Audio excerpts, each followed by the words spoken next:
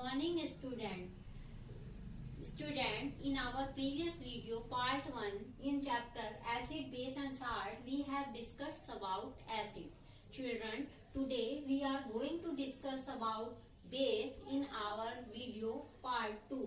So बच्चों, हम इसमें बेस के बारे में पढ़ेंगे कि बेस क्या होते हैं, उसका एक जनरल इंट्रोडक्शन लेंगे, किस तरह के होते हैं, टेस्ट क्या होता है, कौन कौन से होते हैं। ठीक है, तो बेसिस के बारे में स्टार्ट करते हैं। चलिए लेट अस स्टार्ट। सबसे पहले अगर हम बेस की बात करते हैं बच्चों, तो बेस वो सब्सटेंस होते हैं अगर आप उनको टच करते हैं तो वो स्लिपरी होते हैं, मतलब हाथ से क्या हो जाते हैं, फिसल जाते हैं। और अगर आप टेस्ट करेंगे तो उनका जो टेस्ट होता है वो बिटर होता है। So bases are substances that are slippery to touch and bitter to taste. तो ये तो हो गई इनकी फिजिकली पहचानने वाली बात। अगर आप फिजिकली आप उनको देखते हैं तो इस तरह से हम उनके बारे में एक जनरल आइडिया लगा लेते हैं कि ये क्या है, बेस है। इसके अलावा बच्चों जो सब्सटेंस होते हैं, बेसिक सब्सटेंस जो होते हैं, वो सब्सटेंस होते हैं जिसके अंदर क्या पाया जाता है, बेस पाया जाता है। Basic substances are the substances that contains base in them. जिनके अंदर बेस होता है वो सब्सटेंस क्या होते हैं, हमारे बेस कहलाते हैं। एग्जाम्पल है, जैसे इसमें हम डेली लाइफ में बहुत सारी चीजें यूज करते हैं, जैसे सोप है, ठीक है, अमोनियम हाइड्रोक्साइड, कैल्शियम हाइड्रोक्साइड, इसके अलावा bleach, washing powder, ETC etcetera, ये सब क्या है, हमारे बेस की कैटेगरी में आते हैं। ये एग्जाम्पल है, ठीक है। इसके अलावा बच्चों एक और बेस के बारे में अगर हम जानकारी लें तो बेस क्या होते हैं, अगर हम वाटर में इनको क्या कर दें, डिजोल्व करते हैं और ये क्या हो जाते हैं, वाटर में डिजोल्व हो जाते हैं, तो इसको हम बोलते हैं alkaline solution. Alkaline base that is dissolve in water is known as alkaline, ठीक है, तो उसको बोलेंगे हम एल्कलाइन। अब एक साइंटिस्ट थे अर्हेनियस की थ्योरी के अकॉर्डिंग उन्होंने भी बेस को क्या किया था, एक्सप्लेन किया था कि एक्चुअली बेस होते क्या हैं। तो बेस को एक्सप्लेन करते हुए इन साइंटिस्ट अर्हेनियस ने बताया था 1884 में बेस के बारे में कि दो सब्सटेंसेस विच गिव OH और hydroxyl ion OH minus in the aqueous solution are called base. ये कहा था बच्चों इन्होंने एक्चुअली कि वो सब्सटेंस जो क्या करते हैं, अगर उनको डिसॉल्व किया जाए और वो आयोनाइजेशंस में OH या हाइड्रोक्साइल आयन देते हैं तो वो हमारे क्या कहलाएंगे, बेस कहलाएंगे, ठीक है। तो उन्होंने अपनी थ्योरी इस तरह से दी थी, ठीक है। और जो फिजिकली हमने जो आइडेंटिफाई किया था बेस को, उसमें यही किया था कि the substances with bitter taste and give a soapy touch are known as base. इसमें जो एग्जाम्पल हैं बच्चों जो बेस के हैं वो ये सब बेस हैं। इसमें NaOH, CaOH का होता है, कैल्शियम हाइड्रोक्साइड, एल्यूमिनियम हाइड्रोक्साइड, इसके अलावा जो ऑक्साइड्स होते हैं, हाइड्रोक्साइड्स होते हैं, कार्बोनेट्स होते हैं, हाइड्रोजन कार्बोनेट्स होते हैं, ये सब हमारे किसकी कैटेगरी में आते हैं, बेस की कैटेगरी में आते हैं। एक बात और बच्चों में बेस के बारे में आपको जानकारी देना चाहूंगी कि बेस एसिड से काफी कुछ डिफरेंट होते हैं। जो प्रॉपर्टी एसिड्स की होती है बेस की, उससे टोटली क्या होती है, डिफरेंट होती है। तो इस वीडियो पार्ट 2 में हम आपको बेसिस के इंट्रोडक्शन के बारे में, मतलब बेसिस की पूरी जानकारी देंगे, ठीक है, कि ये क्या है, तो उसके बारे में ही आपको पूरी जानकारी दी जाएगी इसमें, ठीक है, कि एसिड से बेस किस तरह से डिफरेंट है। नेक्स्ट वीडियो में हम बात करेंगे कि किस तरह से प्रिपरेशन करनी है, कैसे ये बनाए जाते हैं, क्या इनकी रिएक्शन होती है, उस बारे में हम आगे बात करेंगे। तो अभी फिलहाल हम इनकी क्या कर रहे हैं, बेस की एक जनरल डिस्कशन कर रहे हैं कि बेस एक्चुअली होते क्या है, क्या क्लासिफिकेशंस वगैरह है, इस बारे में। तो बच्चों इसमें आगे आता है, अर्हेनियस ने ये थ्योरी दे दी थी कि बेस एक्चुअली वो सब्सटेंस है जो OH या फिर हाइड्रोक्सिल आयन क्या करते हैं, देते हैं आयोनाइजेशन पर, ठीक है। इसमें एक वर्ड्स यूज होता है एल्कलीज। तो बच्चों एल्कलीज के लिए अगर मैं इसको डिफाइन करना चाहूँ कि एल्कलीज क्या होते हैं, तो alkalis base with completely dissolve in water are called alkalis. वो क्या हो जाते हैं, वाटर में डिसॉल्व हो जाते हैं। अगर हम इनको वाटर में डालते हैं, वाटर में इनको डिसॉल्व करते हैं, तो इनका कोई भी पार्ट्स क्या है, रिमेन नहीं होगा। सब पार्ट्स क्या हो जाएंगे, टोटली आयोनाइज हो जाएंगे, और ये क्या कहलाएंगे, हमारे एल्कलीज कहलाएंगे। जो मेन एल्कलीज हैं इसमें जो मोस्ट इंपॉर्टेंट है, उसमें आता है potassium hydroxide, sodium hydroxide, calcium hydroxide, ये सब क्या है, हमारे एल्कलीज है।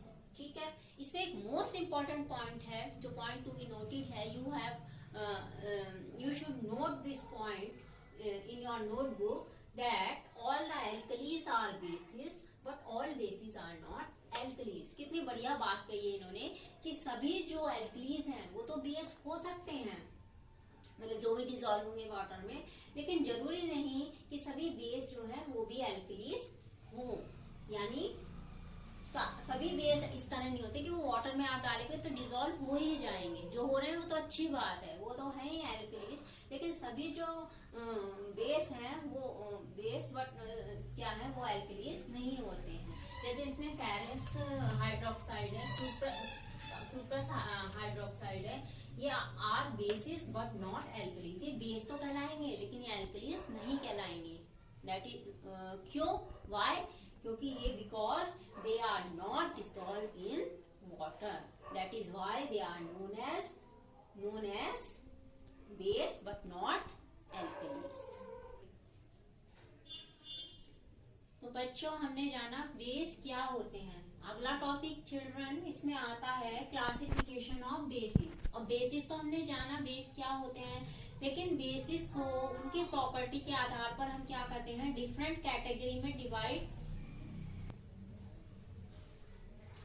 तो बच्चों इनके प्रॉपर्टी के आधार पर हम बेस को क्या कर लेते हैं, डिफरेंट कैटेगरी में डिवाइड कर लेते हैं। अब जब हम इनको डिवाइड करते हैं तो वो भी क्या करते हैं, डिफरेंट बेसिस पर करते हैं। जैसे classification on the basis of their strength. First classification हम जो बेस का करेंगे वो किसके आधार पर करेंगे, उनकी स्ट्रेंथ के आधार पर करेंगे। स्ट्रेंथ के आधार पर अगर हम देखेंगे बेस को तो हम उनको दो कैटेगरी में डिवाइड कर लेते हैं। पहला आता है इसमें स्ट्रॉन्ग बेस, और नेक्स्ट इसमें आएगा वीक बेस। बच्चों जो स्ट्रॉन्ग बेस होता है वो क्या होते हैं, स्ट्रॉन्ग बेस वो होते हैं कि अगर आप उनको वाटर में डिसॉल्व करते हैं तो वो क्या हो जाता है, उनका कंप्लीट आयोनाइजेशन हो जाता है उनके सॉल्यूशन में। तो स्ट्रॉन्ग बेस वो होते हैं which undergo almost complete ionization in aqueous solution. जो एक्वस सॉल्यूशन में अपने कंप्लीट आयोनाइजेशन में जाते हैं, कंप्लीट आयोनाइजेशन करते हैं, उनको हम क्या बोलते हैं, स्ट्रॉन्ग बेस बोलते हैं। जैसे NaOH है, KOH है, ये सब क्या है, हमारे स्ट्रॉन्ग बेस है। नेक्स्ट कैटेगरी आती है स्ट्रेंथ के आधार पर, जब हम इनको नेक्स्ट कैटेगरी आती है जब हम स्ट्रेंथ के आधार पर बेस को हम डिवाइड करते हैं, तो उसमें आता है next weak base. Weak base वो होते हैं कि इन बेस का क्या होता है, कंप्लीट आयोनाइजेशन नहीं हो पाता है, कुछ पार्ट इनका क्या हो जाता है, बच जाता है आयोनाइज होने से। तो जब ये कंप्लीट ही नहीं होते तो इनको क्या कहते हैं, हम पार्शियल आयोनाइजेशन बोलते हैं इनको। तो which undergo only partial ionization in aqueous solution, वो बेस क्या कहलाएंगे, हमारे वीक बेस कहलाएंगे। तो weak base are those base which undergo only partial ionization in aqueous solution. इसमें आते हैं LiOH, ये क्या है, एक वीक बेस है। बच्चों जब हम स्ट्रॉन्ग और वीक बेस की बात करते हैं तो आपने मोस्टली पीरियोडिक टेबल आपने स्टडी की होगी, और पीरियोडिक टेबल्स में आपने देखा होगा कि जब उसमें बताया भी गया है कि जैसे जैसे आप पीरियोडिक टेबल में ऊपर से नीचे की साइड चलते हैं तो जो बेस की स्ट्रेंथ है वो क्या हो जाती है, बढ़ती चली जाती है। वो क्या है, ऊपर वाले क्या होंगे, वीक बेस होंगे, जैसे जैसे आप नीचे की साइड मूव करोगे वो क्या हो जाएंगे, स्ट्रॉन्ग बेस में आ जाएंगे। जैसे पीरियोडिक टेबल में हम फर्स्ट इसमें आते हैं, फर्स्ट ग्रुप में, तो इसमें ये है, हमने फार्मूला भी देखा है उसमें, जिस फार्मूले से याद करते हैं, हेलिना की रब से फरियाद, HLINAKRBCSFR, हेलिना की रब से फरियाद, इस तरह से हमने इसको याद किया था। तो जैसे जैसे फर्स्ट ग्रुप में आप ऊपर से नीचे की साइड चलेंगे तो ऊपर वाले जो होते हैं इनकी जो स्ट्रेंथ होती है वो कम होती है, जैसे जैसे आप नीचे बढ़ते जाते हैं इनकी स्ट्रेंथ क्या होती है, बेस की बढ़ती चली जाती है। जैसे Li लिथियम से क्या है, ये कम होगा। फिर Na की इससे ज्यादा है, पोटेशियम की इससे, रुबिडियम, सीजियम, ये क्या है, बढ़ते चले जाते हैं। ठीक है, तो इस तरह से हम क्या करते हैं, इसमें वीक बेस और स्ट्रॉन्ग बेस को आइडेंटिफाई कर लेते हैं। इसी तरह अगर पीरियोडिक टेबल के ग्रुप 2 में बेटा मांगे कार, स्कूटर, बाप, राजू, तो ये इसका फार्मूला था, हमने इससे याद किया था। इसमें भी देखो, यहां से नीचे की साइड आप चलोगे तो इनकी स्ट्रेंथ क्या होगी, बढ़ती चली जाती है। तो स्ट्रॉन्ग बेस में क्या है, देखो यहाँ पर इनका एग्जाम्पल हमने दिया NaOH, KOH। NaOH यानी Na यहाँ पर है, पोटेशियम यहाँ पर है, ऊपर की साइड से है, तो ये क्या है, इससे लिथियम की अपेक्षा क्या है, ये स्ट्रॉन्ग उसमें आते हैं। अब इससे जैसे जैसे ये नीचे बढ़ेंगे और इनकी स्ट्रॉन्गनेस क्या हो जाएगी, बेस की बढ़ती चली जाएगी, स्ट्रॉन्ग बेस में ही आएंगे। वीक बेस क्या है, वीक बेस वो है जिनका केवल पार्शियल आयोनाइजेशन, यानी ये बेस केवल पार्शियल आयोनाइजेशन ही करते हैं। जैसे Li क्या है, हमारा एक वीक बेस में है, इसका कंप्लीट आयोनाइजेशन नहीं होता जो ऊपर की साइड होंगे। तो बच्चों आपने देखा कि पीरियोडिक टेबल में जो बेस होते हैं ऊपर की साइड्स क्या होते हैं, वीक होते हैं। जैसे जैसे आप नीचे की साइड मूव करोगे अप टू डाउनवर्ड, तो क्या होगी, उनकी स्ट्रेंथ बढ़ती चली जाती है और ये स्ट्रॉन्ग बेस में आते हैं। इनका आयोनाइजेशन क्या होता है, आयोनाइजेशन प्रोसेस बढ़ता चला जाता है। तो ये तो बात हुई स्ट्रॉन्ग बेस और वीक बेस की। आप इस पीरियोडिक टेबल से इसको आइडेंटिफाई कर सकते हैं कि आयोनाइजेशन प्रोसेस के आधार पर जिस तरह से ये बढ़ता चला जाता है। नेक्स्ट इसमें जो कैटेगरी है, जब हम इनको डिवाइड करते हैं, वो आता है on the basis of their acidity. Acidity के आधार पर भी हम क्या कर लेते हैं, इनको डिवाइड करते हैं बेस को, बेस प्रॉपर्टी के आधार पर भी। अगर हम एसिडिटी के आधार पर बेस को डिवाइड करते हैं तो इसमें बच्चों आता है मोनोबेसिक, डाइबेसिक और ट्राइबेसिक। अब मोनोबेसिक, डाइबेसिक, ट्राइबेसिक तो है, लेकिन उसको किस तरह से आप पहचानोगे कि कौन सा मोनोबेसिक है, कौन सा डाइबेसिक है, कौन सा ट्राइबेसिक है। तो उसका एक सिंपली वेरी इजी मैं आपको बताती हूँ क्या प्रोसेस है उसको देखने का। मोनो एसिडिक अगर बेस की हम बात करेंगे तो mono acidic base are those base which gives on complete ionization only one OH ion, यानी on complete ionization produce one OH minus in aqueous solution। एक ही क्या करेंगे, OH आयन क्या करेंगे, अपने aqueous solutions में प्रोड्यूस करेंगे complete ionization का। अगर एक OH आयन आ रहा है तो क्या है, ये हमारे मोनो एसिडिक। जैसे एग्जाम्पल से आप इसमें समझ सकते हो, LiOH एक ही OH है, यहाँ पर NaOH, KOH एक ही है, तो ये क्या है, हमारे मोनो एसिडिक में आएंगे। डाई एसिडिक क्या होंगे, डाई एसिडिक वो होंगे बच्चों on complete ionisation produce 2 OH ion in aqueous solution. अगर 2 OH आयन प्रोड्यूस कर रहे हैं तो क्या होंगे, ये डाई एसिडिक होंगे। जैसे barium hydroxide, calcium hydroxide. Calcium की वैलेंसी क्या है, +2 है, OH की -के है, तो ये क्या है, जब इनका आयोनाइजेशन होगा तो ये क्या करेंगे, 2 OH आयन्स क्या करेंगे, सेपरेट कर देंगे। यहाँ पर कैल्शियम हाइड्रोक्साइड और बेरियम हाइड्रोक्साइड इसके ये क्या है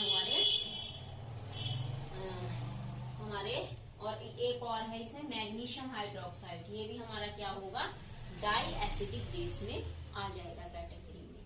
थर्ड कैटेगरी जो बच्चों आती है वो हमारी आती है ट्राई एसिडिक। ट्राई एसिडिक क्या होते हैं, on complete ionisation produce 3 OH ion in aqueous solution. अगर 3 OH आयन है, आप काउंट कर लीजिए, तो वो क्या हो जाएगा, हमारा ट्राई एसिडिक हो जाएगा। जैसे एल्यूमिनियम हाइड्रोक्साइड से, तो ये हमारा ट्राई बेसिक में आएगा। एल्यूमिनियम की 3 वैलेंसी, OH की माइनस, जब कंप्लीट आयोनाइजेशन होएगा तो इसमें क्या है, 3 OH आयन हमारे प्रोड्यूस कर देगा। तो ये बात हमने की है on the basis of their acidity. Acidity के आधार पर हमने इनको क्लासिफाई कर लिया है।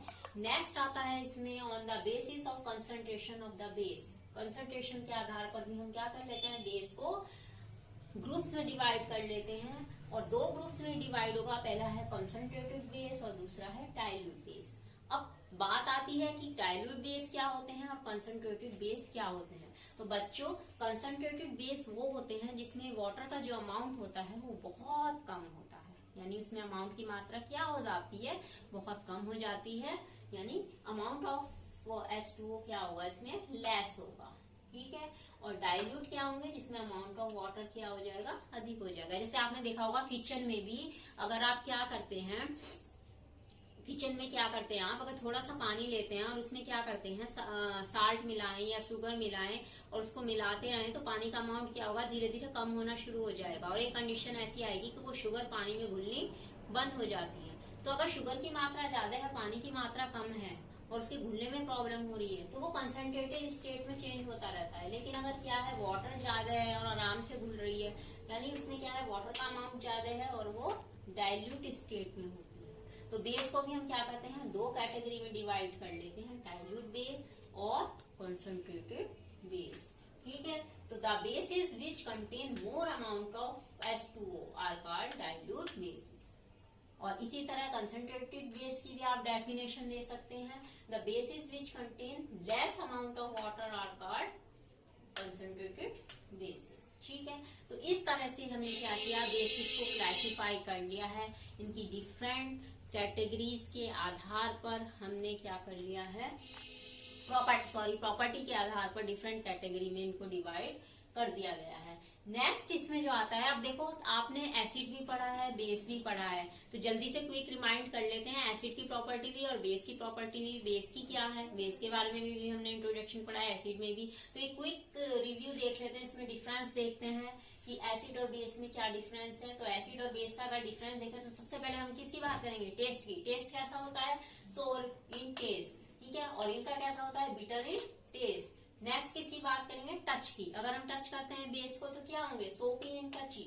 इसमें क्या होगा, देखो एसिड को टच करना बहुत ही क्या है, इम्पॉसिबल है, मुश्किल है, इसमें हमें हार्म होती है, हमारी बॉडी के अंग क्या होते हैं, बर्न भी हो सकते हैं, जलन करते हैं, तो हम आसानी से उनको टच नहीं कर सकते। तो इनकी जो नेचर होगी वो बहुत ही कोरोसिव इन नेचर होते हैं, ये कोरोसिव इन नेचर। थर्ड इसमें क्या है, इसमें देखो क्विक रिमाइंड करो, इसमें H+ आयन क्या होगा, आयोनाइजेशन पर ये देंगे और इसमें क्या दे रहे हैं, OH- आयन दे रहे हैं। उसके अलावा ये strong, weak, concentrated, dilute, mono, di, tri, इस तरह से क्या हम इनको डिवाइड कर लेते हैं। तो ये आ जाता है इनका difference between acid and base, general difference है।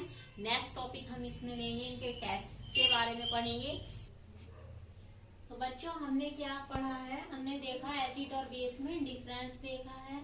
अब हम देखो इसमें डिफरेंस देख लिया है, लेकिन अब हम अगर इनको कैसे पहचाने कि कोई क्या है, एसिड है या बेस है कोई सब्सटेंस, तो हम उसको कैसे पहचान सकते हैं। तो देखो इसमें दो तरीके हैं। पहला तो है फिजिकल टेस्ट। हम फिजिकल टेस्ट के आधार पर क्या कर सकते हैं, इनको आइडेंटिफाई कर सकते हैं, जो जनरली हमने डिफरेंस में भी शेयर किया था कि दो पॉसिबल टेस्ट दिए गए थे, या तो हम इसको टेस्ट कर लें या फिर इसको छू कर देख लें।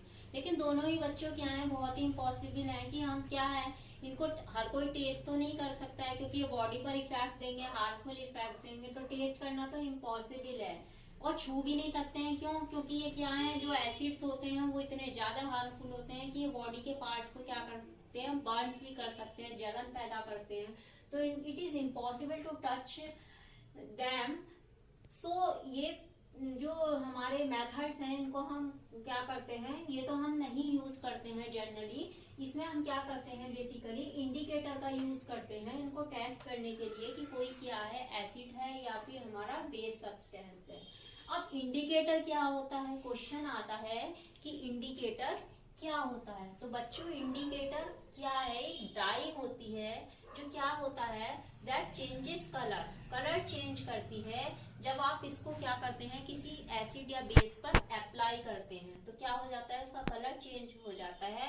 और ये हमें बताता है कि वेदर द सब्सटेंस जिसको हम क्या कर रहे हैं, टेस्ट कर रहे हैं, वो एसिड है या फिर बेस। तो हम बात कर रहे थे बच्चों, इंडिकेटर एक्चुअली होता क्या है। Indicator is a dye that changes colour when it is put into an acid और base. It tells us whether the substance we are testing is an acid or a base by change in its color. Indicator वो die होती है जिस पर जो किसी acid या base पर अप्लाई करने पर उसके कलर को क्या कर देती है, चेंज कर देती है और बताती है कि वो सब्सटेंस एसिड है या फिर बेस है। जो 3 मोस्ट कॉमन इंडिकेटर है जो मोस्टली यूज होते हैं, वो है लिटमस, मिथाइल ऑरेंज एंड फिनोल्फिन। इनका यूज बच्चों हम सबसे ज्यादा करते हैं, ये कॉमन इंडिकेटर है। अगर हम टाइप्स की बात करते हैं इंडिकेटर के, टाइप्स ऑफ इंडिकेटर, तो इंडिकेटर को हम 3 टाइप्स में डिवाइड करते हैं, नेचुरल इंडिकेटर, सिंथेटिक इंडिकेटर और फैक्ट्री इंडिकेटर।